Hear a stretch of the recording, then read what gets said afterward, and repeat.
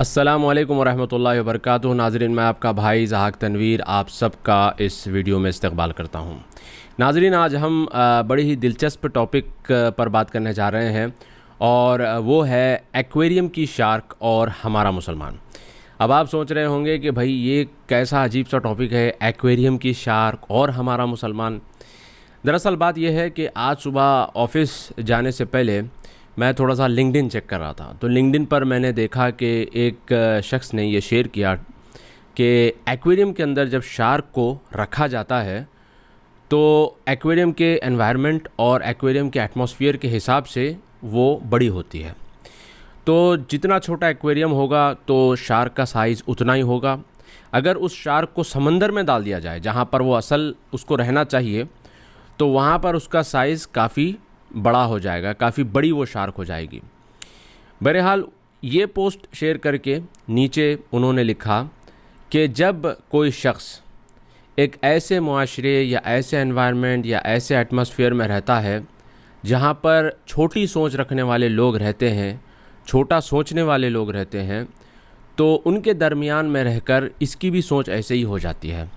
लिहाजा कुछ बड़ा करने के लिए, आगे बढ़ने के लिए एक शख्स को चाहिए कि वो ऐसे लोगों का साथ छोड़ दे और ऐसे लोगों के साथ दोस्ती करे जो ख़ुद भी आगे बढ़ते हैं और उसको भी आगे बढ़ाते हैं।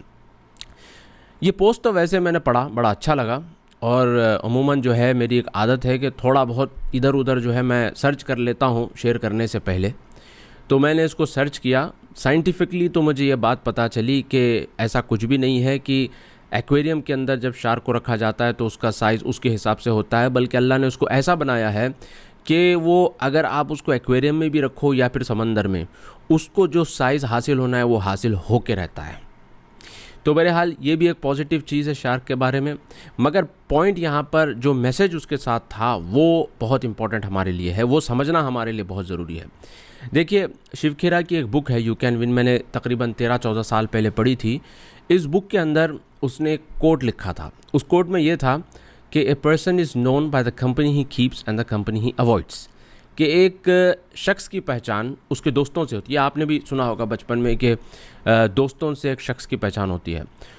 तो एक शख्स की पहचान उसके दोस्तों से होती है और इससे भी होती है कि वो किन लोगों से वो दूर रहता है, किन लोगों को वो अवॉइड करता है। ठीक है, मैं ये नहीं बता रहा हूँ कि भाई बंदा गया बाहर जाकर सऊदी, क़तर या दुबई जाकर उसने थोड़े बहुत पैसे कमा लिए और अपने दोस्तों को पूछ के भी नहीं देखता, उनको जो है अनजान मारता है और समझता है कि भाई ये मेरी कैटेगरी के लोग नहीं है। ये तो अना है, ये तो ईगो है। बात ये नहीं हो रही है। बात ये हो रही है कि आप ये गौर करिए, आपकी और हमारी सोसाइटी के अंदर ऐसे बहुत सारे लोग मिलेंगे जो आपके आइडिया को डिस्करेज करेंगे। आप कुछ करना चाहते हैं, आप लोगों के सामने आपने जाहिर किया कि मेरा ये आइडिया है, मैं ये करना चाहता हूँ, तो लोग आपको डिस्करेज करेंगे, लोग आपकी टांग खींचेंगे, लोग आपका मजाक उड़ाएंगे। ये आपने बहुत महसूस किया होगा। तो बहरहाल ये जो शार्क इन द एक्वेरियम वाला मसला है, इससे ये चीज़ तो आपको इतनी तो समझ में आनी चाहिए कि आगे बढ़ने के लिए और कुछ अलग करने के लिए और कुछ इनक्रेडिबल करने के लिए आपको जो है ऐसी छोटी सोच रखने वाले लोगों से दूर होना पड़ेगा। ये सबसे फंडामेंटल चीज़ है, सबसे बुनियादी चीज़ है। और एक स्टोरी मैं आपको बताता हूँ जो इसी किताब शिव खेरा के अंदर मैंने पढ़ी थी, चील के बच्चे की। चील के बच्चे का वाक़या बड़ा ज़बरदस्त वाक़या है। देखिए, चील जो है अपने बच्चे अमूमन जो है झाड़ पर नहीं देती, दरख्त पर नहीं देती, बल्कि चील अपने बच्चे जो है पहाड़ की क्लिफ़ जो होती है ना, वहाँ पर वो देती है। तो एक दिन हुआ यूँ कि एक चील का अंडा जो है वो सरक कर फिसलता हुआ जो है मुर्गी के कुड़ाने में आकर गिर गया, यानी कि पिट जिसे कहते हैं, वहाँ पर आकर गिर गया। अब मुर्गी ने समझा कि भाई वो उसका अंडा है और मुर्गी ने उसको सेका और उसके अंदर से चूज़े निकले। जब उसके अंदर से चूज़े निकले तो चील का बच्चा भी उसके अंदर से निकला। जब चील का बच्चा उसके अंदर से निकला तो चील के बच्चे को ये महसूस होना शुरू हुआ कि वो भी जो है ना चूज़ा है। अब वो चूज़ों के साथ ही फुदकता, चूज़ों के साथ ही जो है दाना चुगता, उन्हीं के साथ खाता पीता, उन्हीं के साथ फिरता, और कभी उसने उड़ने की या उड़ान भरने की उसने कभी कोशिश नहीं की। एक बार ये सब ठहरे थे, देख रहे थे आसमान में, ऊपर आसमान में जो है बड़े बड़े पर फैलाए हुए एक जो है बादशाह की तरह जो है एक परिंदा उड़ रहा है। सब ने देखा, सब ने यानी अमेज्ड हो गए सब के सब, और सब ने कहा कि भाई क्या क्या परिंदा है, सुभान अल्लाह, क्या ज़बरदस्त है भाई, क्या आसमान में उड़ रहा है भाई, इतना ऊंचा उड़ रहा है भाई। तो चील के बच्चे ने कहा काश मैं भी ऐसा उड़ पाता। तो दूसरों ने कहा कि छोड़ो भाई, ये तुम्हारे बस की बात नहीं है, सोचना भी नहीं, हम तो इधर से उधर फुदक भी नहीं सकते ठीक से, ठीक है, उड़ना तो दूर की बात है, हम उड़ने जाते हैं नीचे गिर जाते हैं, तो तुम सोचना भी नहीं है ऐसा। तो बहरहाल वो बेचारा चील का बच्चा, उसने कभी अपने पोटेंशियल को जाना ही नहीं, और चूंकि वो चूज़ों के बीच में रहता था, मुर्गी के बच्चों के बीच में रहता था, उसने अपनी पूरी ज़िंदगी ऐसे ही गुजारी और ऐसे ही मर गया।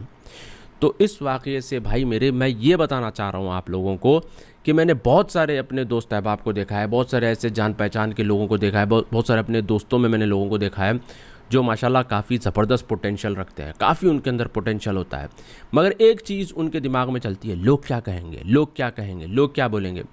मेरे साथ भी ऐसा हुआ, आपके साथ भी हुआ होगा, सबके साथ ऐसा होता है। जब आपको एक अलग आइडिया, एक कोई अलग चीज़, कोई अलग बात आप लोगों के सामने लेकर आते हैं, लोग उनके सामने करते हैं, तो सबसे पहले आपको यही कहेंगे, अरे नहीं नहीं नहीं नहीं भाई, ये सब अपने अपन नहीं करना, सब काम है ये। हमारे हैदराबाद में तो ऐसा ही होता है, ये सब काम अपन नहीं करना भाई, ये अपन अपने बस की बात नहीं होती है, अपन अरे अपन नहीं जाना भाई ये सब चीज़ों में, दूर रहना है ये सब चीज़ों से, अपन नहीं जाना भाई ये चीज़ों में। तो ये जो है हमारा मिजाज है हैदराबादियों का आमतौर पे, या दूसरी जगहों पे भी लोगों का ऐसा ही मिजाज होता पाकिस्तान में, बांग्लादेश में, पता नहीं कहाँ कहाँ इस तरह के। तो इस तरह की जो है ना, इस तरह की बातें करके लोग जो है आपको फौरी डीमोटिवेट कर देते हैं और फौरी डिस्करेज कर देते हैं। और मसला यहाँ पर हमारे पास एक प्रॉब्लम ये भी है, हमारे मुसलमानों में ख़ास तौर पे हमारे माशरे में प्रॉब्लम ये भी है कि हम जो है हमारी मर्ज़ी और हमारा डर और हमारे लाइक्स और हमारे डिसलाइक्स हम दूसरे के ऊपर थोपते हैं। एक्सप्रेस करना अलग है, थोपना अलग है। यानी अगर मुझे कोई चीज़ अच्छी लगती है तो मैं उसको एक्सप्रेस करता हूँ कि मुझे अच्छा लगता है, अच्छा है, देखो। एक है थोपना, आपके पीछे ही पड़ जाना कि नहीं भाई आप क्यों लिए, आप क्यों करें, आप किस लिए कर रही है, नहीं करो, मत करो। तो ये हमारे पास हमारी सोसाइटी में बहुत बड़ा प्रॉब्लम। जब आप उनसे बोलते हैं कि भाई आपको क्या करना है, तो बोलते हैं नहीं नहीं हम आपकी खैर ख्वाही में बोल रहे हैं। अबे भाई अपनी खैर ख्वाही पहले कर लो। तो अपनी खैर ख्वाही पहले नहीं करते, दूसरों की खैर ख्वाही करने के लिए हमारे पास पहुंच जाते हैं लोग। तो इस तरह के लोग आपको हर सोसाइटी में मिलेंगे, मगर अफसोस ये है कि हमारी सोसाइटी में ऐसे लोग बहुत ज़्यादा ही आपको पाए जाते हैं। तो मैं बताना यहाँ पे ये चाह रहा हूँ कि आप जिन लोगों में ज़्यादा उठते बैठते हैं, जो चर्चे और जो डिस्कशंस उनके बीच में चलते हैं, उससे आप अपना जहन तैयार करते हैं, अपना जहन, आपका जहन बनता है उससे। एक लड़के की मिसाल मैं आपको देता हूँ। मेरे जान पहचान का एक बंदा है, वो काफ़ी रिलैक्स्ड एटीट्यूड का है। नौकरी चल रही है, चलने दो। ऐसे बहुत सारे लोगों का एक नेचर होता है, एटीट्यूड होता है, नौकरी चल रही है, चलने दो, सब ठीक है, रहने दो। मगर जब महंगाई बढ़ना शुरू हो जाती है तो हुकूमतों को कोसते हैं कि भाई वो हुकूमत जो है ना हमारे ऊपर टैक्स डाल रही है, 15% आ गया, वो आ गया, लेवाई आ गया, फैमिली टैक्स आ गया। तो भाई मेरे हुकूमत को पैसा चाहिए तो वो इक़दाम ले रही है, आपको पैसा चाहिए तो आप भी एक्स्ट्रा मेहनत करो, एक्स्ट्रा एडवांस करो अपने आप को, और फिर पैसे कमाने के दूसरे रास्ते देखो। बहरहाल ये जो लड़के की मैं बात कर रहा हूँ, ये भी इसी तरह से रिलैक्स्ड एटीट्यूड का था। मगर जो बंदों में ये ज़्यादा उठता बैठता था, उनके बीच में हमेशा यही डिस्कशंस कि साइबर सिक्योरिटी आ रहा है, साइबर सिक्योरिटी का डिमांड ज़्यादा है, एआई का डिमांड ज़्यादा है, डेटा साइंस का डिमांड ज़्यादा है, और इसका डिमांड ज़्यादा है, उसका डिमांड ज़्यादा है। तो बहरहाल ये डिस्कशन सुन के वो लड़के के जहन में ऐसा हो गया कि भाई मैं पीछे हूँ, सबके सब आगे हैं। अब एक बंदे ने कर लिया सर्टिफिकेशन, दूसरे बंदे ने कर लिया सर्टिफिकेशन, तीसरे बंदे ने कर लिया। अब उनको देख के इसने भी बोला मैं भी करूँगा, इसने भी कर लिया। तो मेरा बोलने का मकसद ये है कि अल्लाह ने किसी को मुद्दू या बुद्धू नहीं बनाया। लोग कहते हैं बुद्धू है, मुद्दू है, यार इसको दिमाग में घुसता नहीं है। ऐसी बात नहीं है, अल्लाह सबको एक जैसा ही बनाया, ठीक है। आप जो मुआशरे में जो लोगों में उठते बैठते हैं, उसका असर आपके जहन पे पड़ता है, वो सोच आपके जहन पे पड़ती है, ठीक है।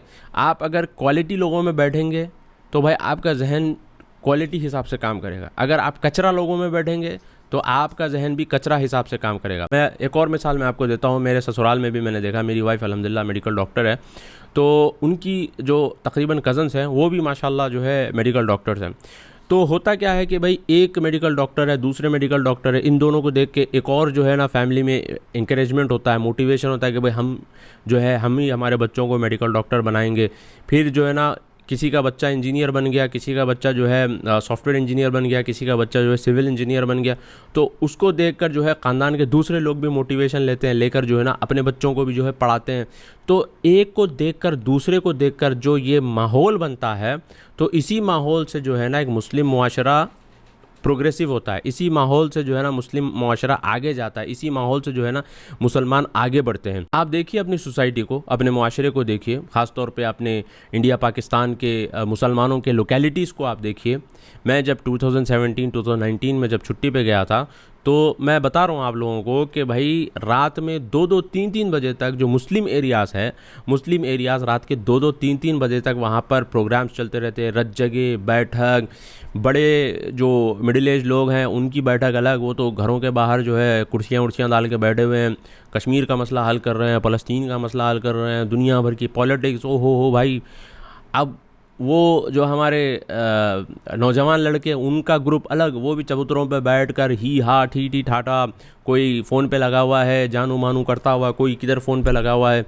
तो ये एक ग्रुप, और एक जो है छोटे बच्चों का ग्रुप, वो भी क्रिकेट विकेट खेल रहे हैं वहाँ पे। फिर वो घरों में तो भाई औरतों का ग्रुप अलग, वो तो टीवी सीरियलों में मूवीज़ में लगी हुई है। तो इस तरह का माहौल हमारे पास बना हुआ है। अब तो नया चल रहा है ट्रेंड टिकटॉक का, टिकटॉक और इंस्टाग्राम रील्स का। टिकटॉक तो इंडिया में बैन हो गया, तो इंस्टाग्राम रील का जो है एक नया ट्रेंड चल रहा है, स्लो मो वीडियो लिए डाल दिए। तो इस तरह से जो है लोगों का, अगर मुसलमानों का ख़ास तौर पे ये रुझान अगर रहेगा, ये चीज़ों में कंपटीशन अगर रहेगा, तो बताइए कि भाई ये मुसलमान कौम आगे कैसे जाएगी। अगर कोई कहता है कि भाई पंक्चर वाले हैं, तो वो बुरा मान जाते हैं, पंक्चर वाला बोल दिया हमको, पंक्चर वाला बोल दिया, यहूद और नसारा की साजिश है, सांगियों की साजिश है, इसकी साजिश है, उसकी साजिश है। अरे भाई, आपको किस सांगी ने, किस यहूदी ने, किस नसरानी ने आपको पकड़ के चबूतरे पे बिठाया, बताइए। आप खुद बैठे हैं जाके चबूतरे पे। आपको कौन सा यहूदी जो है ना इजराइल से आके आपको आपकी घर की औरतों को टीवी सीरियल दिखा रहा है? आप खुद देख रहे हैं। भाई इख्तियार आपका है। आप अल्लाह को ये थोड़ी कहेंगे कि भाई उसने किया, इसने किया, तो मेरा गुनाह कुछ भी नहीं है, माफ़ करो। अल्लाह जो है उस वक्त के वली को भी उठा के बताएगा कि जब ये कर सकते तो तुमने क्यों नहीं किया। तो बताना मकसद यहाँ पर यह है मेरे भाइयों कि भाई अपना जहन बदलिए, अपनी सोच बदलिए। और ऐसे लोग जो इस तरह की बातें करते हैं, डीमोटिवेट करते हैं, रोकते हैं आपको, आपकी एफिशिएंसी को ख़राब करते हैं, आपकी प्रोडक्टिविटी को ख़राब करते हैं, तो ऐसे लोगों से आप दूर ही रहिए। आज हमारा मसला ये है कि हम जो है हमारे फेलियर्स को दूसरों के ऊपर डालते हैं और फिर कहते हैं कि भाई ये इनकी वजह से हुआ या उनकी वजह से हुआ। मेरे भाइयों, हम हमारे आमाल के हम खुद ज़िम्मेदार हैं, हमारे हालात के हम खुद ज़िम्मेदार हैं। अल्लाह ने खुद कहा है कुरान के अंदर कि अल्लाह उस कौम की हालत को उस वक्त तक नहीं बदलता जब वो कौम खुद अपनी हालत को नहीं बदलती। तो भाई अपनी हालतों के ऊपर थोड़ा सा सोचिए और थोड़ा सा समझिए कि भाई हमको तब्दील करने की ज़रूरत है, हमको चेंज करने की ज़रूरत है और हमको ऐसे हालात से निकलने की ज़रूरत है। हम ऐसे हालात में रहेंगे तो भाई 100 साल भी लग जाएंगे तो फिर हम पस्ती और पस्ती में ही चले जाएंगे। अल्लाह से दुआ है कि अल्लाह ताला हम सबको सूझबूझ अता करे और अल्लाह हमारे जहनों को खोले और अल्लाह ताला हमको एक प्रोग्रेसिव और एक एफिशिएंट और प्रोडक्टिव मुसलमान बनाए। अस्सलामु अलैकुम रहमतुल्लाहि व बरकातुहू।